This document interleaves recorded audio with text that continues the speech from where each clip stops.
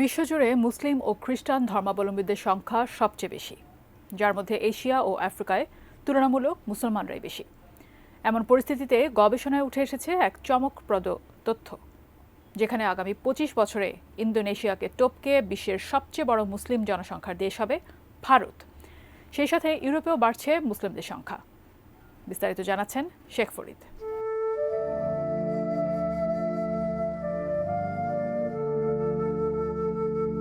২০৫০ সালে বিশ্বের সর্বাধিক মুসলিম জনসংখ্যার দেশ হবে ভারত, যেখানে ইন্দোনেশিয়াকে পেছনে ফেলে ভারতে মুসলিম বাস করবে ৩১১ মিলিয়ন, যা বিশ্বের মোট মুসলিম জনসংখ্যার ১১%।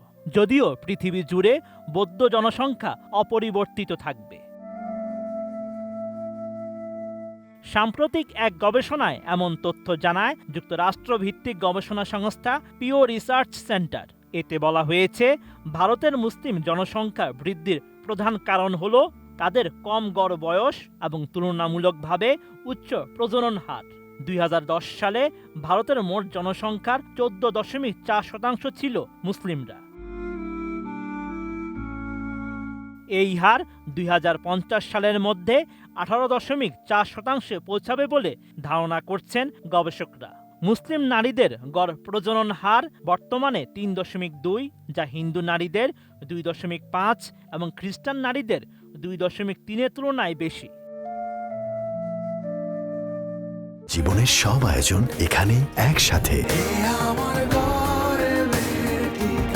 মার্কিন এই সংস্থাটি জানায়, ২০৫০ সালের মধ্যে বিশ্বে ইসলাম এবং খ্রিস্টান ধর্মাবলম্বীদের সংখ্যা প্রায় সমান হয়ে যাবে। তবে কিছু দেশ ও অঞ্চলে ধর্মীয় পটভূমি বদলে যাবে। ইউরোপের মুসলিম জনসংখ্যা বাড়বে 10%, আর যুক্তরাষ্ট্র ও ফ্রান্সে ধর্মবিশ্বাসী মানুষের সংখ্যা কমে যাবে এবং অধর্মাবলম্বীদের সংখ্যা বাড়বে। এদিকে ২০৫০ সালেও বিশ্বের সর্বাধিক হিন্দু জনসংখ্যার দেশ থাকবে ভারত। তখন ভারতের হিন্দু জনসংখ্যা হবে ১.০৩ বিলিয়ন। যদিও মুসলিম জনসংখ্যা বৃদ্ধির ফলে সামগ্রিক জনসংখ্যার কাঠামোতে উল্লেখযোগ্য পরিবর্তন আসবে। যুক্তরাষ্ট্রভিত্তিক গবেষণা সংস্থাটির মতে, বর্তমান জনতাত্ত্বিক প্রবণতা অব্যাহত থাকলে শতাব্দীর শেষে মুসলিম জনসংখ্যা খ্রিস্টান জনসংখ্যাকে ছাড়িয়ে যেতে পারে।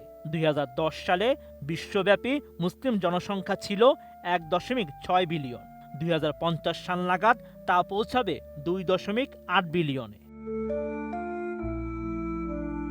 বর্তমানে বিশ্বের মোট মুসলিম জনসংখ্যার ৭২% বাস করে এশিয়া প্রশান্ত মহাসাগরীয় অঞ্চলে। ইন্দোনেশিয়া বর্তমানে বিশ্বের সর্বাধিক মুসলিম জনসংখ্যার দেশ হলেও ২০৫০ সালে ভারত এই স্থান গ্রহণ করবে। তখন দ্বিতীয় ও তৃতীয় স্থানে থাকবে যথাক্রমে পাকিস্তান ও ইন্দোনেশিয়া।